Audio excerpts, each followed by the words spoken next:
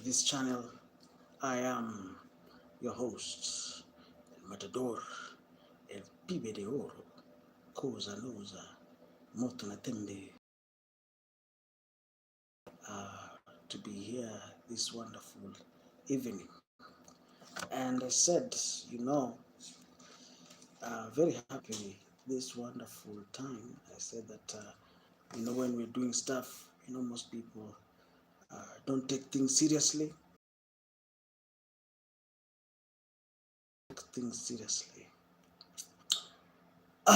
If you're new to this channel, subscribe and comment. I'm very happy to be here. I like I like arts. I like boxing, and I enjoy. Those are things I enjoy.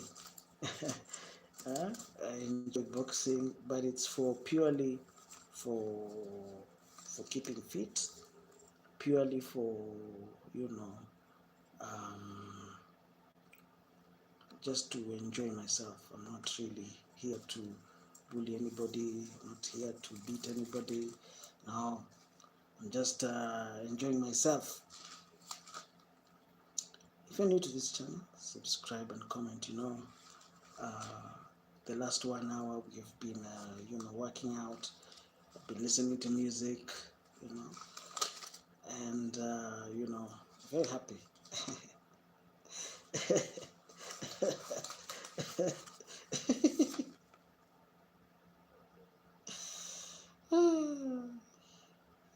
When I'm doing my exercises, ideas are born when I'm doing my exercises. Ideas. Most of these ideas I get actually when I'm doing my exercises and when I'm just relaxed. And that way it has helped me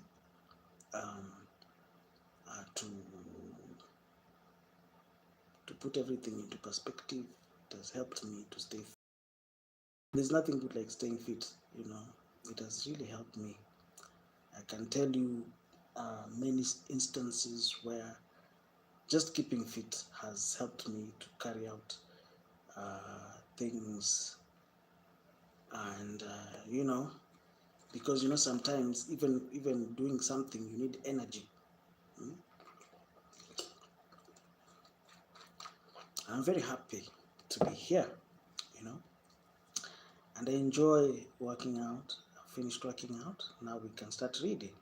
At least who said we cannot read, we cannot work out? And I'm very happy. It's the last day of January. And if you're new to this channel, subscribe and comment. I love visitors. I love those are things I like. Whatever I am streaming are the things I like. I'm not streaming things I don't like. I like reading the scripture, working out, and stuff like that. And if I'm the kind of guy when I hear people fighting, I usually just go there out of curiosity just to see. Oh, let me see what moves do they have, out of curiosity.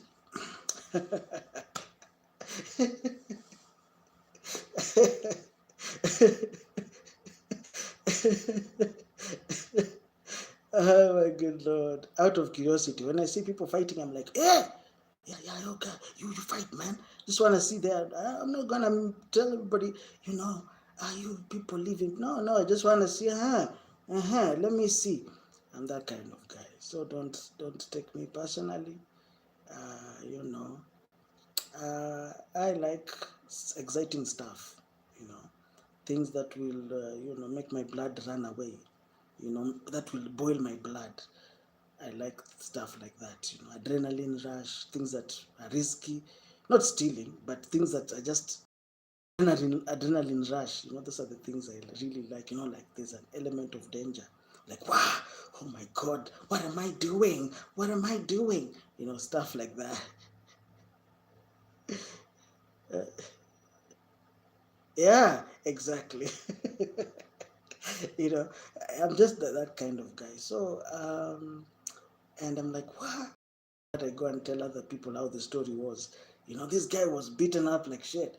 That is the kind of stuff I like. But that is who I am, and I came to embrace myself. It has brought me a lot of, some people have misunderstood me. Others have thought I was a moron. Many people think I'm a moron, actually. But that is not true. I'm actually a very relaxed person, but I'm not a moron. You say, oh, he's a moron. No, I think he's a moron, but I'm not. Uh, I prefer, I just like movement. I like moving from here to there. I'm a very active person. Even right now, everybody's sleeping in Kenya. I'm the only one, running around. You know, I would want to also just go and join a marathon out of curiosity. Stuff like that. Not just because I want attention, but out of curiosity. I just want to go there out of curiosity. That has made me a lot of friends, has made me, some people have thought I was a jerk. Some people thought I was a loser. But it has helped me a lot. Trust me, you know, it has helped me a lot. It has helped me a lot. Yeah, I've made a lot of friends, you know. But I've also got injured a lot, you know, because, I went somewhere, I threw punches, punches came back.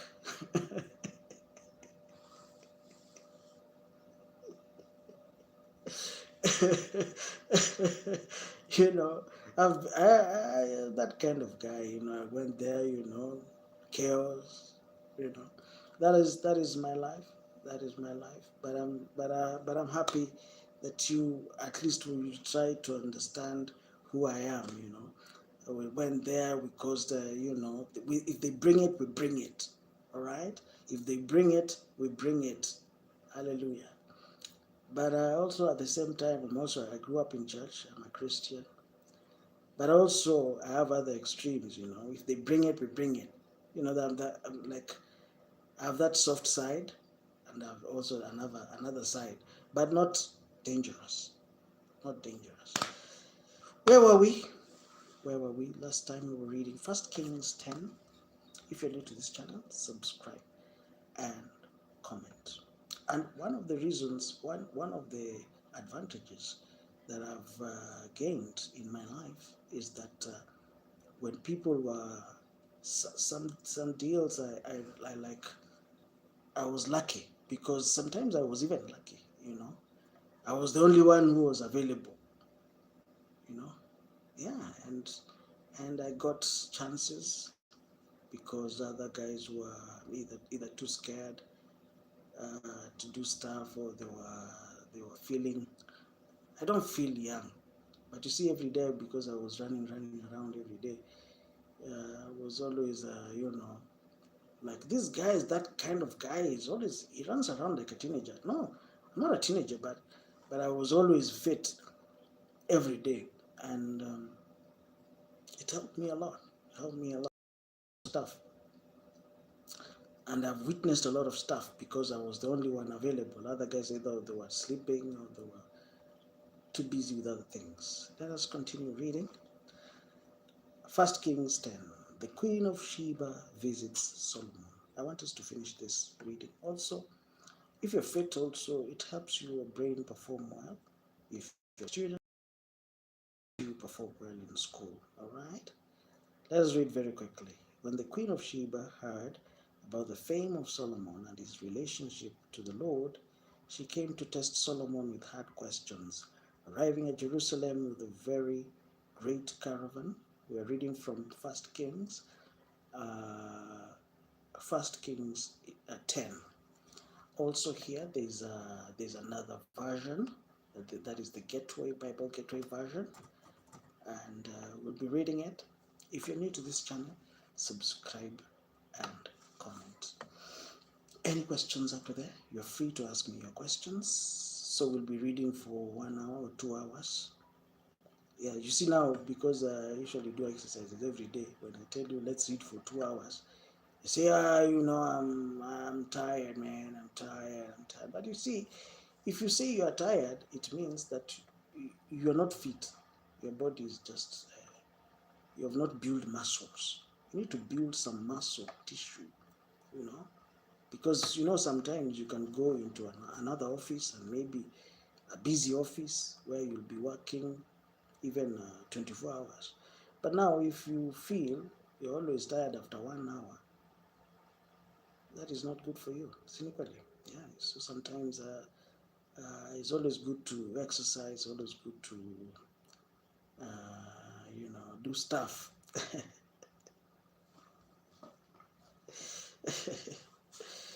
Hallelujah.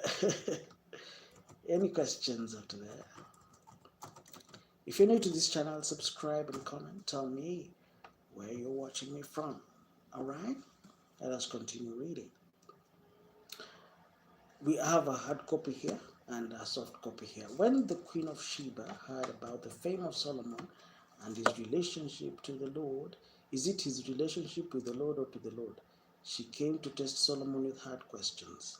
Arriving at Jerusalem with a great caravan with camels carrying spices, large quantities of gold and precious stones, she came to Solomon and asked him about all that she had on her mind. Solomon answered all her questions. Nothing was too hard for the king to explain to her.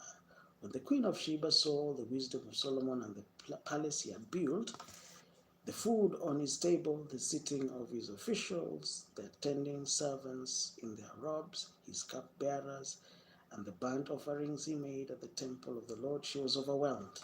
She said to the king, the report I heard in my own country about your achievements and your wisdom is true, but I did not believe these things until I came and I saw with my own eyes.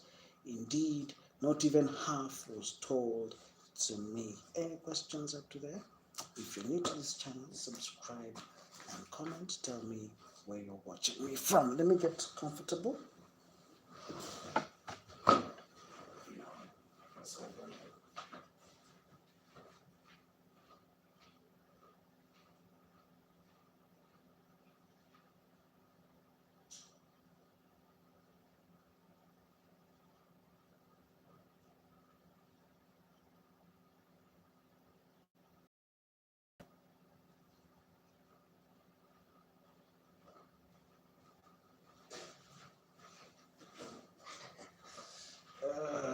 So let's continue reading. If you're new to this channel, subscribe and comment.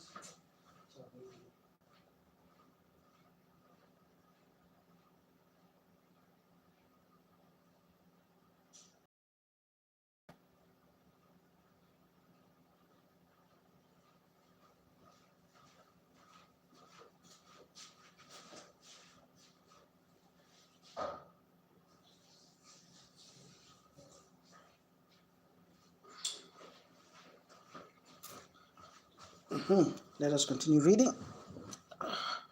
Let us continue reading. And I've said that every day I'll be investing some few hundreds to this channel. This will be going for the credits. This will be for you, my dear viewers. Around some few notes here to buy credit for you, so that this program, we can do this throughout the night. No interruptions. All right. So let's continue reading. When the Queen of Sheba saw all the wisdom of Solomon and the palace he had built, the food on his table, the sitting of his officials, the attending servants in their robes, his cupbearers, and the burnt offerings he made at the temple of the Lord, she was overwhelmed. She said to the king, the report I had in my own country about your achievements and your wisdom is true, but I did not believe these things until I came and saw with my own eyes. Indeed, not even half was told to me. In wisdom and wealth, you have far exceeded the report I heard. How happy your people must be. How happy your officials. How happy your people must be.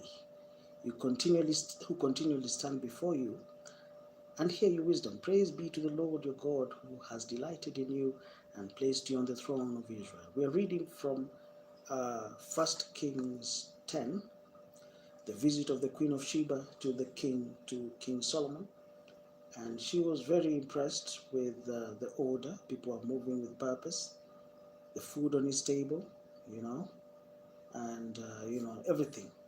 She said that whatever she witnessed is not even half of. She was not even told half of the story. Praise be to the Lord who has delighted in you and has placed you on the throne of Israel. Because of the Lord's eternal love for Israel, he has made you king to maintain justice and righteousness. And she gave the king 120 talents of gold, large quantities of spices, and precious stones. Never again were so many spices brought in as those of the Queen of Sheba gave to King Solomon. Hiram's ship brought gold from Ophir, and from there they brought great cargoes of al almug wood and precious stones. The king used the almug wood to make supports for the temple of the Lord and for the royal palace, and to make harps and lyres for the musicians. Any questions up to there? So much almug wood has never been imported or seen since that day. King Solomon gave the Queen of Sheba all she desired and asked, and she gave the Queen of Sheba all she desired and asked for, besides what he had given her out of his royal bounty. Then she left and returned on country. The weight of the gold that Solomon received yearly was 666 talents of gold. I know somebody asked me a question about Solomon. Solomon had 700 wives, right? Okay, I'm not telling you. I don't want to start saying things and then you say, oh, you're corrupting the scripture. Not including the revenues from merchants and traders and from all the Arabian kings and the governors of the territories. King Solomon made 200 large shields of hammered gold, 600 shekels of gold went into each shield. He also made 300 small shields of hammered gold with 3 minas of gold in each shield. The king put them in the palace of the forest of Lebanon. When the king made a great throne covered with ivory and overlaid with fine gold. The throne had 6 steps. There had 6 steps to the throne, and there were lions standing, 4 lions standing on each, There are 12 lions. Let's read. The throne had 6 steps, and its back and a rounded top. On both sides of the seats were armrests to rest his arms, with a lion standing beside them. 12 lions stood on the 6 steps, one on either side of each step. There are 12 lions to the throne of the king to the King Solomon's throne. All right, there are 12 lions. All right, nothing like it had ever been made for any other kingdom. Remember, let me give you a very simple history lesson. That is just a history lesson. A very simple history lesson. Remember, Solomon did something that helped his entire generation. What was it? When Solomon built the first temple, and I want you to take this very seriously, it meant something.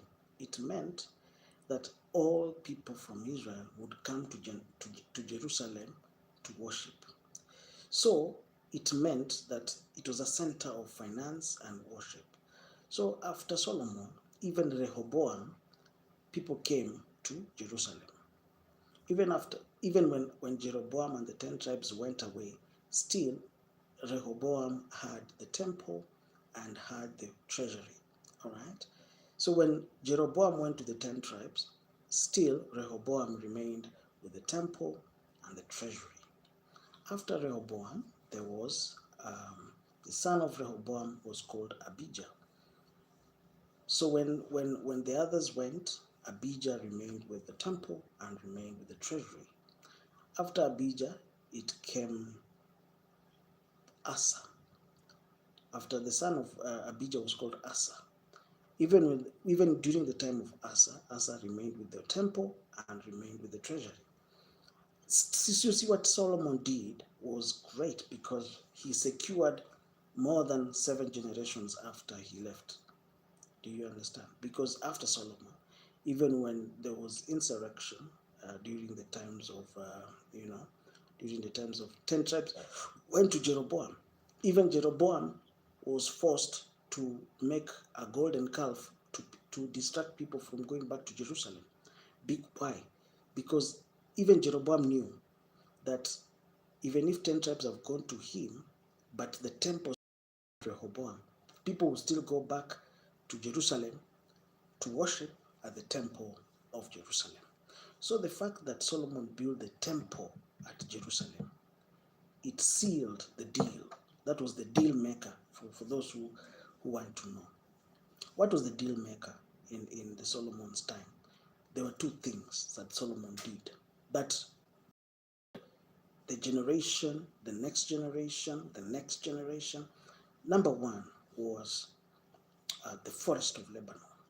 The forest of Lebanon, that was the palace. Solomon took 7 years to build it.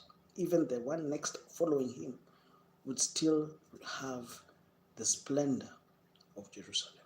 The splendor, the meaning of the splendor.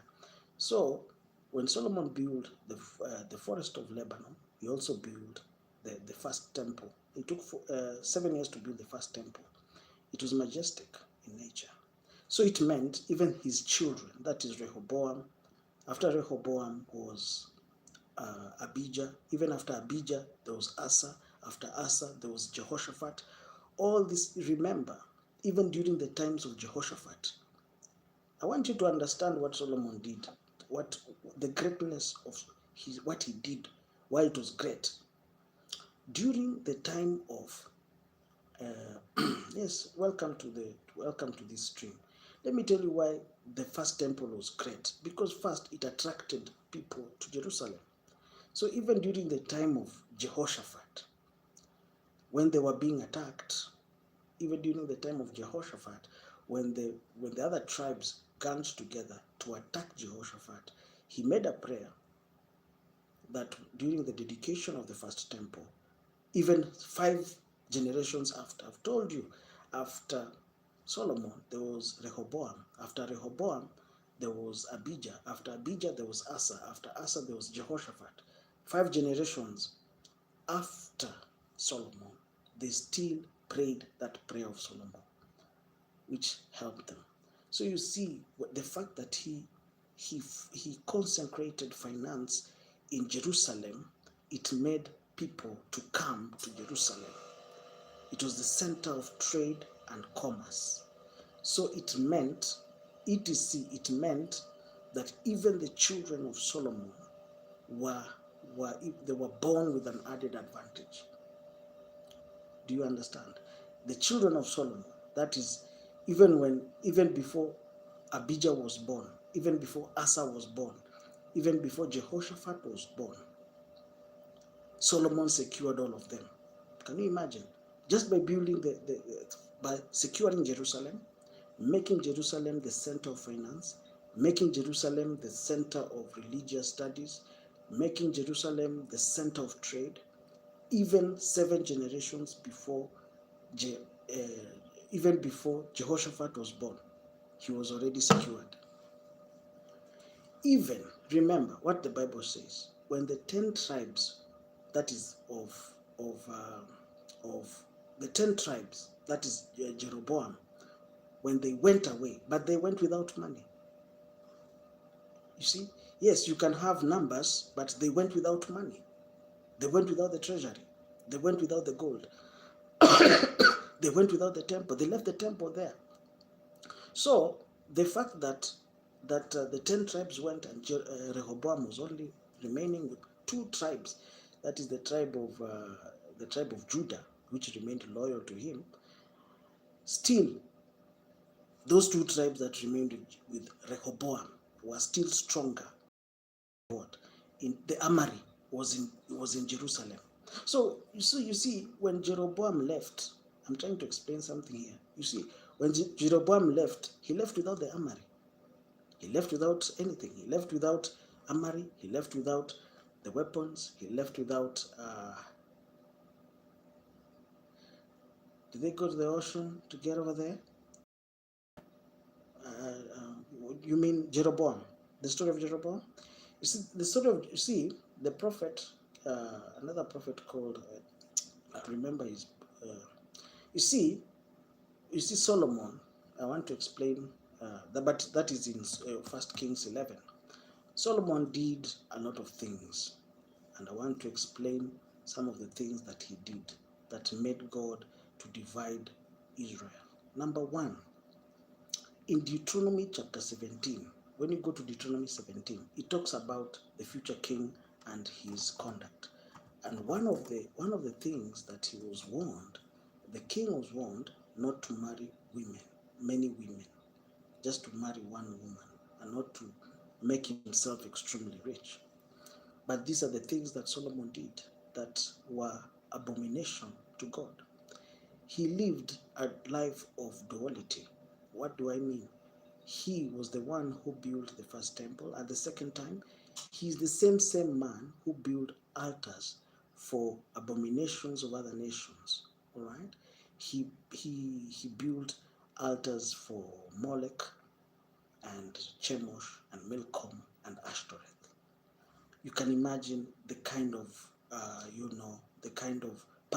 it was a parallel system. That is what made Solomon, obnoxious. What is the word? What is the meaning of the word obnoxious? That made him, obnoxious to God. Yes. No. Solomon was way before. So I'm saying that things that Solomon did that made him obnoxious to God. What do you mean? Just give me time to explain to you, and then you're going to ask me your questions as we move. Number one, he was a sorcerer. There's no pastor who will ever tell you Solomon was a sorcerer, but Solomon was a sorcerer. Solomon was a sorcerer. And I know people will never tell you that, but he was a sorcerer. He wrote a book about sorcery. You can imagine. He even wrote, Google. Can I show you the book? Google. It's called the Lesser Key of Solomon. The Lesser Key of Solomon. He wrote books about witchcraft. He practiced something called democracy. What's the word? He practiced a lot of things that were abomination, that were not allowed as necromancy. There are two things Solomon did. God appeared to him, yet he practiced necromancy. He wrote books about witchcraft. And the book I've already named it is called the Lesser Key of Solomon. He is the one who wrote about it. Democracy. He talked to dead people. Number three, he married 700 women who also came with their own altars. He practiced children's sacrifice. So all these things made him obnoxious to God. He was a terrible man. Do you understand? So Solomon in himself is a man who God appeared to him, gave him wisdom and everything, but he went overboard. Split the nation of Israel. 10 tribes went to his servant Jeroboam, and only 2 tribes went to his son Rehoboam. All right? But as I've told you, even with the 2 tribes, Rehoboam was stronger than the rest. Why? Because the center of worship was in Jerusalem. That is, the first temple was in Jerusalem. Number 2, the treasury was in Jerusalem. Number 3, the armory was in Jerusalem. Everything was at the center. It was the headquarters was with Rehoboam. So when Jeroboam went with the 10 tribes, they went with nothing. So how could they be stronger than him? And Rehoboam had had an army of close to 1,000,000. The tribe of Judah was the biggest. So here, even the rest, when they left, they had to come back to borrow. Do you understand? So even when they left, the kingdom of Judah remained intact. Do you understand? During the time of Ahab, I can even give you a very good example. During the time of Ahab saw that what left, you see, what remained was the kingdom of Judah. The ones who left was now the kingdom of Israel. All right. So when Ahab left, during the time of Ahab, he had to make an alliance with the king of Judah, who was Jehoshaphat. So the son of Ahab went to marry. Sorry, the son of Jehoshaphat, that is Jehoram, went to marry Athaliah. Athaliah was the what? Was the daughter of Jezebel. All right. They had to find a way to come back together so that they can help each other again. Why? Because the kingdom of Judah was stronger than the rest. So they had to find a way to compromise. Do you understand? Because when Ahab went to fight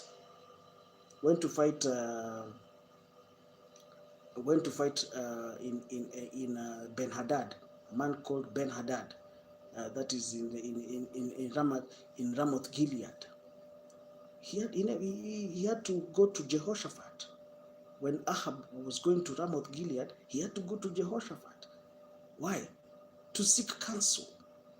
Because on his own, Ahab could not face Ben-Hadad, who was the what? Who was the king of what? The king of that place, Ramoth Gilead. And when Ahab went to Ramoth Gilead, that's when he met his death. Are we together? So that's what I'm trying to tell you, that what King Solomon did, it secured his line. It secured it's secured because he had a lot of gold, flowing in to the center. We have seen here the Queen of Sheba came to see Solomon. A lot of money was pouring in to Solomon. Even during the times of Rehoboam, even during the times of Abijah, even during the times of Asa. Time of Asa, King Asa was the only king in the Bible who never fought. But something funny happened to Asa.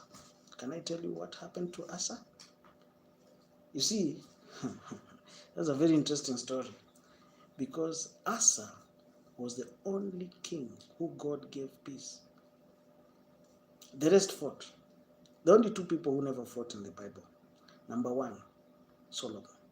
Solomon, during the time of Solomon, there was no fighting because he secured the borders by marrying from different neighboring countries. So they cannot fight because of the fact that they are married. He has married the daughter of Pharaoh. He has married the daughter of another king. He has married another daughter. So that fact alone, it made him indispensable. So during the time of Solomon, there was no war. But in time of Abijah, there was war. Then in time of Asa, there was no war, because God gave Asa peace. But something funny happened to Asa, because after he ruled, he became sick. And when he became sick, he never sought God. He never sought God. It was a mistake, because that was a thing that could not have killed him, but he never sought God. So he died because of a minor issue. Do you understand? During the times, you see, I can give you a whole story. We can stay here until tomorrow. You know, this is something that I read every day, so I have a mastery. Any questions up to there? If you're new to this channel, subscribe, comment, tell me where you're watching me from. We're in 1 Kings 23. King Solomon was greater in riches and wisdom than all the other kings of the earth. The whole world sought audience with Solomon to hear the wisdom God had put in his heart. All right. Year after year, everyone who came brought a gift, articles of silver, gold, robes, weapons and spices, horses and mules. So as I've told you, the problem, what came with Solomon, was a thirst of knowledge. And this thirst of knowledge brought him, you see, curiosity. They said curiosity did what? You see, for example, you would say, I want to know. You know, curiosity. I want to know what these other guys think. You know, like for example, in terms of in terms of why, how he ended up writing even the Lesser Key of Solomon. You see, he married different women from different places, all right? And because of the fact that he married from places that he was warned not to marry, those women came with their altars and they taught Solomon how to invoke some demons together. It is through those foreign women who came and started teaching Solomon, because of course your wife can also teach you something that is new to you, right? So these foreign women, who are 700 in nature, in number, came with their own gods. So what happened next? Compromise. You see, compromise will never come and tell you, knock knock, I am compromise. I came from I came from Kampala. I want to settle here. No, it's just it's a fade. It's like a jeans. It's like it's fading every day. It's a slow fade. Compromise is not something that will come shouting. I am compromised. No, compromise will come.